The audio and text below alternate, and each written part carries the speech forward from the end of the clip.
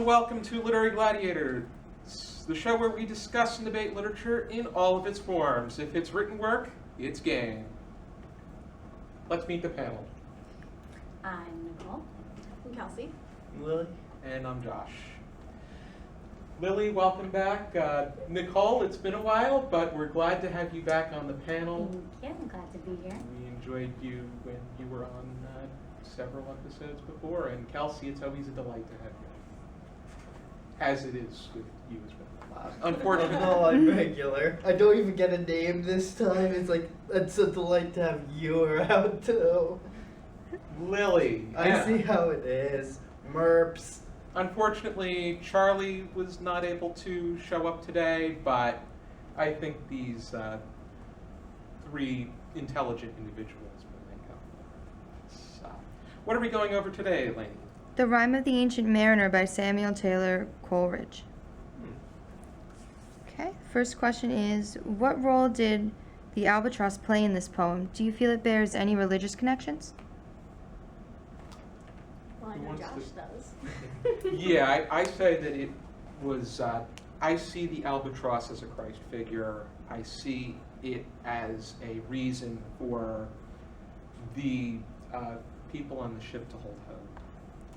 Well, I see it more broadly as just a heavy burden that we all bear, like a metaphor or symbolic of that. Yeah, that's where we saw a split, was the fact that I see it very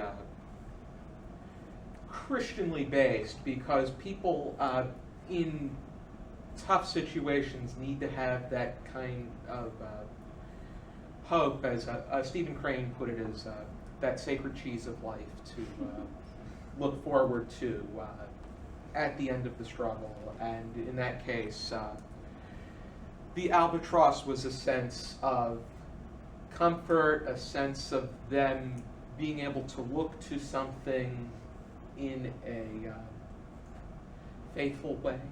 The same Stephen Crane that goes on to write that whole, a man said to the universe, "Sir, I exist, I'm aware, but that fact does not fill me with a sense of obligation."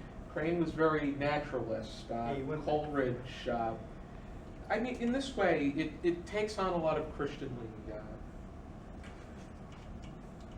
ideas, but I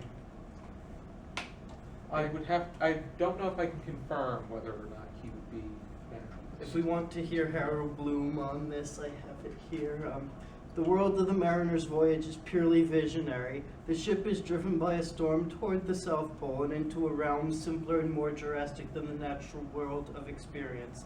Into a sea of ice where no living thing was to be seen. Through the snow fog, there comes suddenly a great seabird, the albatross. Whatever its source, and Coleridge leaves this mysterious, the poem's albatross comes to the mariners as a free gift. They hail it in God's name as if it were human. They domesticate it with their food, which it has never eaten before. They play with it as if it were a child or pet. Very directly they associate it with their luck, for now the ice splits, a south wind springs up, and they start the journey northward back into the ordinary world. The poem's first great event is suddenly placed before us. Without apparent premeditation or conscious motive, the narrator murders the albatross. The murder is a gratuitous act, but then so is the initial appearance of the bird. There is a tradition of seemingly motiveless malevolence that goes from Shakespeare's Iago, who Coleridge saw as a tragic poet that manipulates men rather than words, and Milton's Satan. Murder of the Bird, very, I see a lot of parallels. The fact that the albatross being a Christ figure, the mariner and his mysterious need to kill the bird with crossing bow or bow and arrow. I think what we're saying is when the albatross appears, there's no premeditation. He sort of just comes, and at first the sailors don't know how to respond. They're like, let's feed it, let's talk to it like it's a person. It's gonna be like, we can play with it. And then eventually it starts to bring hope to them. Their luck starts to turn, the wind comes, the ice cracks. They start going north again, and then right when everything seems to be turning around, and all because of this bird, the mariner kills it. Just like when the fortunes of the Jewish people were turning around at the hand of Christ. He was murdered. So I see that link, but there was a premeditated sort of effort to kill Christ off. Whether or not you can parallel him with Judas or the...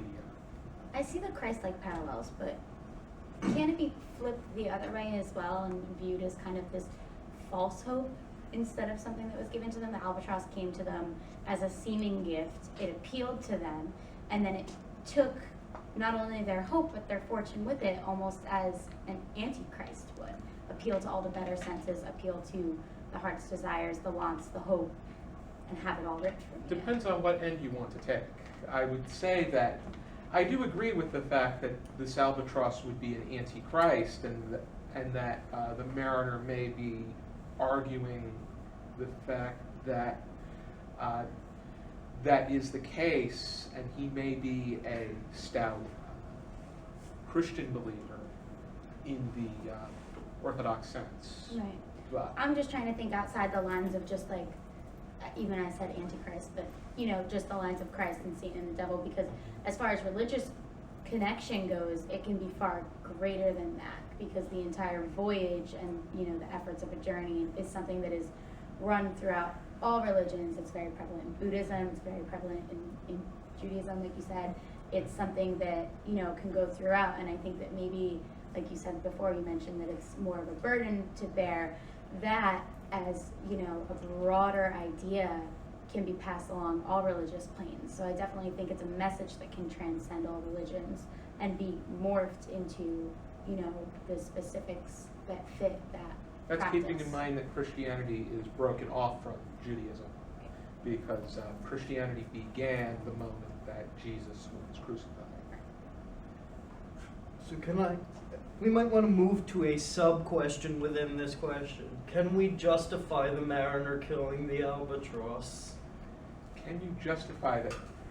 I know Kelsey is very much for playing a devil's advocate, but whether or not, I know that we have a question coming up that has to do with getting into the mariner's mind. However, whether or not it's it depends on which side you want to take. Whether or not you want to view the albatross as an antichrist figure instead of as a Christ figure, or whether or not it is only an excuse so that people can Relate to the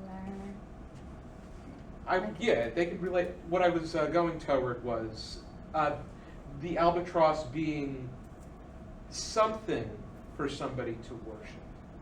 Because it's just it's just part of human nature that people have to have, unless you are an atheist or an anti-believer, you just have that mindset of needing to believe in something, needing to have that sense of hope when you're in such a drastic situation.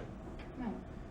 I think that's maybe why I have come to a different conclusion than everybody else has, because I come from a background that's devoid of religion, and I don't personally believe in anything at this current moment. So I think that's why I didn't make the connections between religion and the albatross. I just chalked it up to the common use in popular society, that it's the heavy burden we bear. I could see that being the case, unless you're seeing the hanging of the albatross from the neck at similar to a hardcore version of people wearing the crucifix. Or if we're going to go biblical again, Cain was marked after motivelessly killing Abel. That exactly brings me to the idea of the next question. What kind of connection do you feel the mariner holds, if any? You were saying something about Cain, because I do want to add something to that. Sure. We have this idea of what Bloom calls the mariner's motiveless malevolence, and Bloom traces a tradition of figures that have met it, like Iago, who Coleridge saw as the tragic poet that manipulated men rather than words. Milton's Satan, again very much a tragic figure who's trying to self-assert in the face of an oppressive God. The protagonists of Poe, Melville, and Dostoevsky.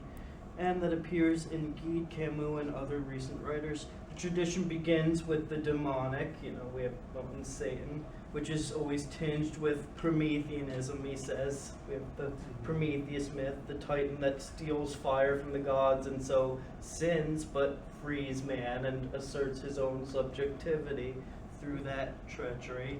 And then we have the betrayal of Judas we were talking about before, Yes. and all this sort of all these acts that seem motiveless, that seem just they're acting out of malice, but really they're sort of self-assertions. Yeah, in a way, the mariner takes the role of Judas by betraying his people and killing the albatross, which was, in a way, a messiah to them in their struggles. But I also see the mariner as being Cain in the way that he was granted with this burden that continues to go on. And you look at the beginning and where he has to tell his tale at the wedding to the wedding guests. Yes, the Markness. Satan dwells in chains. Prometheus is bound. Cain spends the rest of his life With the scar. in a limbo-like state. Right. And- Unable to die. And yes, he is in a philosophical way, he's unable to die. He could never, he's in this ongoing sense of, Purgatory. His body is a living purgatory. it is a living purgatory. Yeah, that's the Mhm. way that I see that. And what else? And the fact that the people around him, they face these massive struggles where this useless water is being poured upon them, the sluggish creatures, and then the men start to die off, which I'm quoting from Dr. Rat, death is freedom. Simple as that. Yeah. And How then do- he has to live and tell the story, right? You know what? Yeah, the fact he does have to live and tell the story, and he does not reach the part that he wanted to reach with his goals and objectives. You had wanted to say something? I just, speaking to the ending, how, you said death is freedom, I think that it's obviously a freedom for the men who died, but it's not a freedom that he must live on, and it's more of a jail that he's now kept in because he's carrying the weight, carrying the burden. His decision has so largely impacted his life through all the other lives that it impacted, and it's kind of one of those things where it happens to you and you can live with it, and it happens to others because of you, and it's a much deeper burden, and it transcends that idea of the albatross bringing on this burden that just because he was able to rid himself of, will he ever really rid himself of that decision and all of the actions and results that it caused. Yeah, I could see it. Just thinking of a killing without a motive as an existential self-assertion brought me back to the stranger. What makes him shoot the arrow? The fact that in a way, he's asserting himself, though he does not want to admit this. And the people's those who chose to crucify Jesus as a way of trying to play with God's motive in a way, and interfering with the blessing because they questioned whether or not there could be such a thing. Next question. What kind of legacy does this poem hold, and how many cliches and everyday phrases do you think it has created? Oh my God, get the albatross off my neck. Water, I don't know water how many times I've everywhere. heard that. There's actually a book called, and I'm not remembering what the purpose was, but it's called Killing the Albatross, which is an illusion. And Iron Maiden has a song where it's Bruce Dickinson reading Rime of the And Ancient Fleetwood Mac. Mariner. Yeah, I was just listening to that one. And Bastille also references the albatross in one of the songs. One of my a novel from one of my favorite horror fiction authors also, Brian Keene, Concord Worms. mentions some kind of reference to the albatross and how it's a blessing. What I think is interesting is I hear cliches concerning it, and the people who are saying them, sometimes I'm not sure they fully understand what they're referencing and why they're referencing it that way. Mhm. And they'll say it in a certain way, and I'm like, that's really not what that means. But then when you break it down to like literary analysis, there are so many different things it can mean that, when it's taken just out of clip and a cliche, it seems so directed at times, but then you blow it up and you realize that there's a lot more to just that one phrase that's come out of this whole story. People than take people imagine. literary quotes out of context all of the time. Yeah. Just look at To Be or Not to Be. What started as a contemplation of suicide turned into this flattering way of trying to make a decision. Yeah. And usually it's in a flirtatious way. Mm. When really it's very morbid. Most people just don't know the next couple lines. Yeah. That's part of the problem. Actually, remember It's those. actually Except that is the debatable. question. I think Get that's rid of that's a That is the truth. percentage of it. I think that's a common thing among Shakespeare, though. How many times, and it's always seems to be completely transposed as what it should be. Like for the comedies, people don't realize that some of Shakespeare is supposed to be really funny, and Right. and then you're the one person in class laughing, and everyone's like.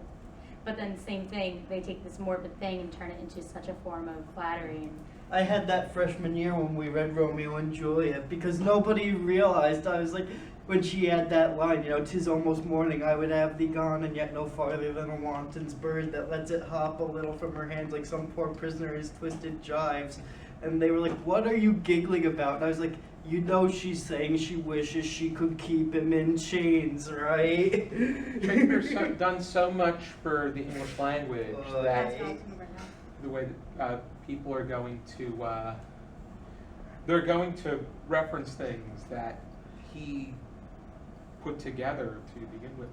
And it does like you said, it's such a literary based thing because obviously Coleridge is Ancient Mariner suffering the same, confusion. That's a nice word. Confusion when Well, used, when quoted. Just look on the bright side. People are remembering Coleridge for Something. Ancient Mariner. Yep, for something. Anybody have any final thoughts? Well, as I should always acknowledge my sources, I'd like to credit those ideas from Harold Bloom to his book, The Visionary Company. It's published by Cornell University Press, and you can get it reasonably cheaply on Amazon, though it is unfortunately out of print. Fortunate that those scholarly sources are becoming like Yeah, the academic artifacts to databases. try to get your hands on. Mm. Nicole? Kelsey? Alrighty. If you're interested in looking for the Rime of the Ancient Mariner, you will probably have a good chance at finding it in most romantic anthologies. Norton Anthology has the, for English literature, Volume D, which is primarily romantic works. You'll find it in there. Or if you want the cheaper route, the Major British Poets, edited by Oscar Williams, is a reasonable choice. This copy's only $6.99. At this point, I'm not sure how much you can get this for. I would say within the single dollar ranges, no more than $10 for this specific copy. I got it off of Amazon. If you're interested in our show, like, comment, subscribe, and I'll leave some other links to different outlets that may interest you that involve the topic of Rime of the Ancient Mariner. Thank you for joining us. Be sure to join us next time for another episode of Literary Gladiators. For now, keep reading.